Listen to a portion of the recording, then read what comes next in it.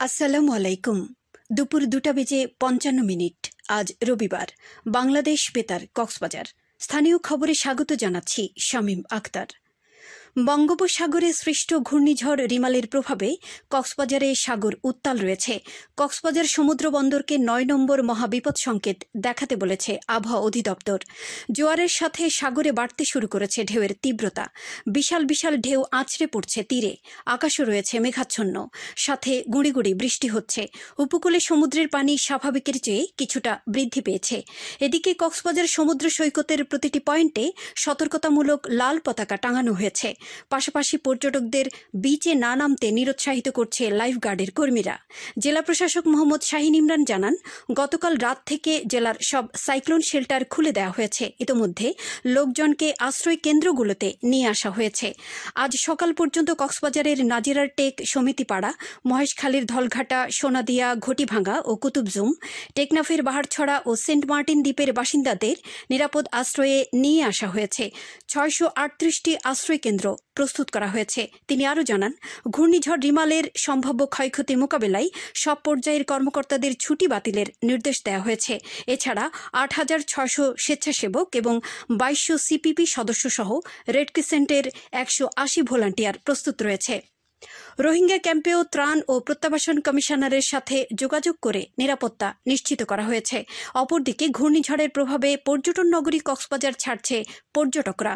এছাড়া কক্সবাজার বিমানবন্দরে বিমান ওঠানামা বন্ধ ঘোষণা করেছে বেসামরিক বিমান চলাচল কর্তৃপক্ষ। বঙ্গোপসাগরে সৃষ্ট ঘূর্ণিঝড় রিমালের প্রেক্ষিতে কক্সবাজার সমুদ্র বন্দরে 9 নম্বর বিপদ সংকেত দেখানো হয়েছে। রিমালের কারণে উত্তাল রয়েছে কক্সবাজার সমুদ্র সৈকত। জোয়ারের পানি স্বাভাবিকের চেয়ে 4 থেকে 6 ফুট উচ্চতায় প্রবাহিত হচ্ছে। সৈকতের বিভিন্ন পয়েন্টে টাঙানো হয়েছে লাল পতাকা। উপকূলীয় এলাকাগুলোতে এ দুর্যোগ মোকাবেলায় প্রশাসন সহ সর্বস্তরে নেওয়া হয়েছে প্রয়োজনীয় প্রস্তুতি। এ বিষয়ে বিস্তারিত শুনুন রোজিনা আক্তার রোজির প্রতিবেদনে। কক্সবাজার উপকূলে এবং সমুদ্র বন্দরে এখন 9 নম্বর বিপদ সংকেত বহাল রয়েছে। কক্সবাজার একটি উপকূলীয় এলাকা এবং এই জেলার নিম্নাঞ্চল জলোচ্ছ্বাসে প্লাবিত হওয়ার একটি আশঙ্কা রয়েছে। এক্ষেত্রে কক্সবাজার জেলা প্রশাসন ইতোমধ্যে সম্ভাব্য ক্ষয়ক্ষতি এড়াতে ব্যাপক প্রস্তুতি গ্রহণ করেছে। এই মুহূর্তে কথা বলছি কক্সবাজারের মান্যবর জেলা প্রশাসক মহোদয় জনাব মোহাম্মদ শাহিন ইমরানের সাথে। ধন্যবাদ। ঘূর্ণিঝড় রিমাল মোকাবেলা জেলা প্রশাসন কক্সবাজার সার্বিক প্রস্তুতি গ্রহণ করেছে। আমরা গতকাল জেলা দুর্যোগ ব্যবস্থাপনা কমিটির সভা আহ্বান করেছি এবং কক্সবাজার জেলার 9টি উপজেলার প্রত্যেকটিতে উপজেলা দুর্যোগ ব্যবস্থাপনা কমিটির সভা অনুষ্ঠিত হয়েছে। আমরা ইতিমধ্যে আমাদের 638টি আমাদের আশ্রয় কেন্দ্র সেগুলো আমরা প্রস্তুত রেখেছি। আমাদের ভলান্টিয়ার সিপিপির 8600 এবং রেড ক্রিসেন্টের 2200 স্বেচ্ছাসেবক দল মাঠে আবহাওয়া অধিদপ্তর কর্তৃক যে প্রেরিত বার্তাগুলো আছে সেগুলো প্রচার করছে। আমাদের ইউনিয়ন পরিষদের নির্বাচিত প্রতিনিধি আছেন, তারা মাইকে প্রচার করছেন। পৌরসভার যারা মেয়র মহোদয়রা আছেন তারা মাইকে প্রচার করছেন এবং উপকূলীয় এলাকার জনগণকে নিরাপদ আশ্রয়স্থলে আসার জন্য আহ্বান জানাচ্ছেন এবং আশ্রয়স্থলে আসা মানুষ শুরু করেছে এবং যারা এখনো আসেনি তাদেরকে আমরা অতি দ্রুত আশ্রয় কেন্দ্রে নিয়ে আসবো। বঙ্গোপসাগর উপকূলে সবচেয়ে ঝুঁকিপূর্ণ দুর্যোগপ্রবণ এলাকা হলো কক্সবাজারের মহেশখালী উপজেলা এবং কুতুবদিয়া উপজেলা। সরকারের পক্ষ থেকে স্থানীয় জনপ্রতিনিধিরা কি ব্যবস্থা নিয়েছেন? কথা বলছি মহেশখালী কুতুবদিয়া আসনের সংসদ সদস্য জনাব আশিকুল্লাহ রফিক এমপি মহোদয়ের সাথে।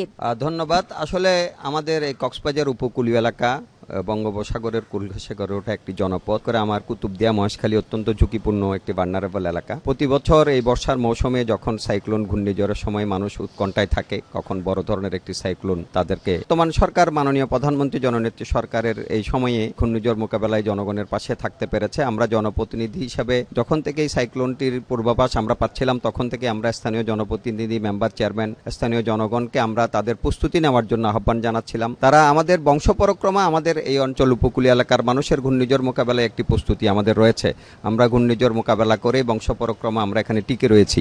তারপরও সরকারের পক্ষ থেকে সঠিকভাবে পূর্বাভাসগুলির ঘোষণা করা, পর্যাপ্ত ভেহিকলসের ব্যবস্থা করা, সাইক্লোন শেল্টারগুলি প্রস্তুত করে রাখা, শুকনা খাবার যদি আপৎকালীন কোনো পরিস্থিতি তৈরি হয় পরের দিনের জন্য শুকনা খাবারের ব্যবস্থা করা এবং বিশেষ করে বেড়িবাঁধের বাইরে যারা অবস্থান করছে মহেশখালী কুতুবদিয়ায় আমরা তাদেরকে আপনাদের এই বাংলাদেশ বেতারের মাধ্যমেও আমি আহ্বান জানাবো তারা অবশ্যই প্রশাসন এবং রাজনৈতিক নেতৃবৃন্দ, আমাদের স্থানীয় জনগণ আবহাওয়ার পূর্বাভাস মেনে চলে তারা নিকটবর্তী সাইকেল শেল্টারে চলে আসবে, তাদের গবাদি পশু সহ মূল্যবান জিনিসপত্র তারা সাথে নিয়ে আসবে।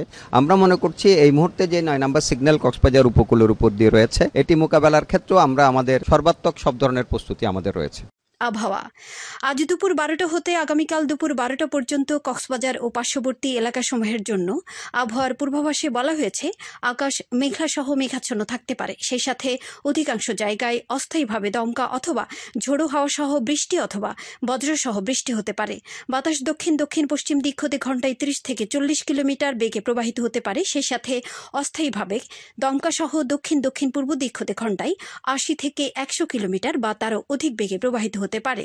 কক্সবাজার সমুদ্র বন্দরের জন্য 9 নম্বর, আমি আবারও বলছি, কক্সবাজার সমুদ্র বন্দরের জন্য 9 নম্বর মহা বিপদ সংকেত দেখাতে বলা হয়েছে। আগামী 24 ঘন্টায় দিনের ও রাতের তাপমাত্রা সামান্য বৃদ্ধি পেতে পারে। আজ সূর্যাস্ত যাবে সন্ধ্যা 6টা 29 মিনিটে, আগামীকাল সূর্যোদয় হবে ভোর 5টা 10 মিনিটে। আজকের সর্বনিম্ন তাপমাত্রা ছিল 26.5 ডিগ্রি সেলসিয়াস এবং সর্বোচ্চ তাপমাত্রা ছিল 32.5 ডিগ্রি সেলসিয়াস। এখন জানিয়ে দিচ্ছি বাঁকখালী নদীর মোহনা ও সংলগ্ন এলাকার সামুদ্রিক জোয়ার-ভাটার সময়সূচি। আজ জোয়ার শুরু হবে সন্ধ্যা 6টা 41 মিনিটে, চলবে রাত 12টা 19 মিনিট পর্যন্ত। ভাটা শুরু হবে রাত 12টা 19 মিনিটে, চলবে ভোর 6টা 35 মিনিট পর্যন্ত। পুনরায় জোয়ার শুরু হবে ভোর 6টা 35 মিনিটে, চলবে আগামীকাল সকাল 12টা 54 মিনিট পর্যন্ত। খবর শেষ হলো। আমাদের পরবর্তী খবর প্রচারিত হবে আগামীকাল সকাল 9টা বেজে 25 মিনিটে।